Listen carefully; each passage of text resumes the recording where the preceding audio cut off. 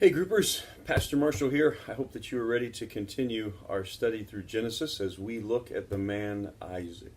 I want to get you talking, I want to break the ice, and so to get you talking, if you are married or if you're a widow or a widower, take a moment to tell everyone your story. How did you meet? How did the two of you meet?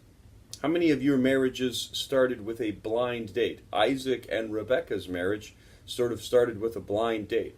Claudia and I, we met in college. We were in a friend group for about 6 months before we ever dated. I had a girlfriend back home, and so I became close friends with Claudia, admired her, and the second that my girlfriend and I back home ended our relationship, Claudia and I started ours. What's your story?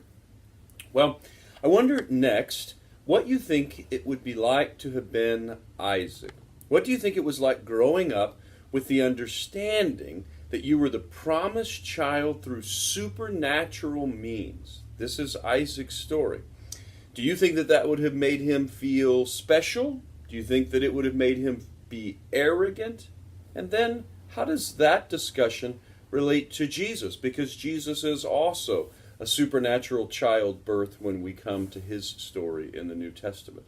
What do you think it was like growing up with parents that when you were born were 90 and 100? That when you were a teenager, they were both in their hundreds. How many of you grew up with parents that were older? What do you think that that was like for Isaac? What do you think that it was like knowing that he was going to be a great nation? Do you think that he carried that proudly? Do you think that it was a crutch? What do you think that that was like for Isaac? Well, next, in Genesis chapter 22, Abraham and Isaac have what is clearly the most significant event in their entire lives, when Abraham will offer Isaac on Mount Moriah. And I think that it could be argued that it's the most significant significant event in the entire book of Genesis. Think about this story from Isaac's perspective. We most of the time think about it from Abraham's perspective, but let's spend a few minutes talking about it from Isaac's perspective. When do you think that Isaac realized that he was the sacrifice, that there was not going to be another sacrifice? Of course, the ram is there in the end. But when do you think that Isaac understood that he was going to be the sacrifice?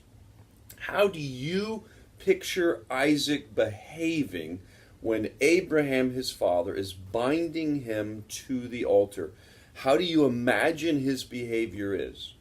It seems easy to imagine that in the last few moments, Isaac has his eyes closed, like a child on a very scary roller coaster. Or if you're watching a movie and it's just horrifying, maybe you close your eyes just to get through parts of that. Do you think that Isaac had his eyes closed through this ordeal? And then again, let's talk about Jesus, because Isaac is a significant type in the Old Testament of Jesus, a foretelling, a foreshadowing of what was going to come when God came here to earth. And so Jesus dies on a cross. And how does Jesus' death on a cross relate to Isaac's sacrifice? How do you think that Jesus was on the cross? Did he have his eyes closed? Was he hiding from the event? Well, I think it'd be powerful to talk about that.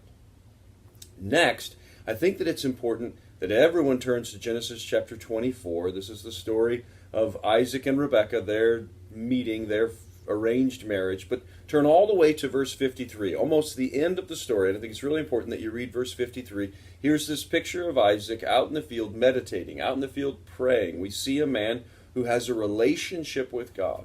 And I think that it is impossible to have a right relationship with someone else, especially a romantic relationship. I think that it's impossible to have a right relationship with someone else or a romantic relationship if you do not have your own sense of identity first.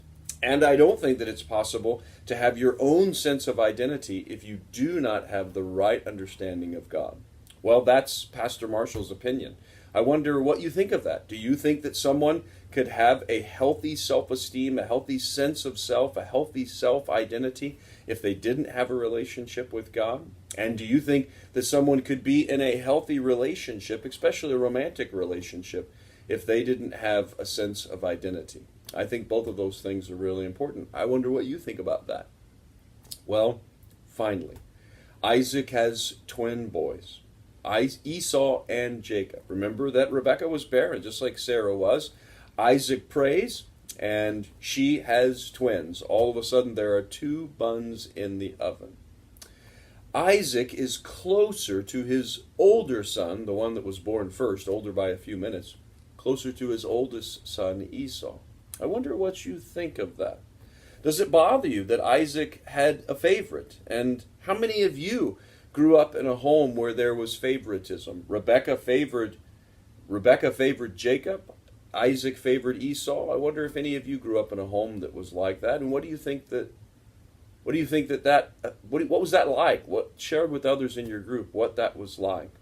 And how do you think that influenced Isaac's life in the end, when Isaac has to choose Jacob, but he doesn't prefer him?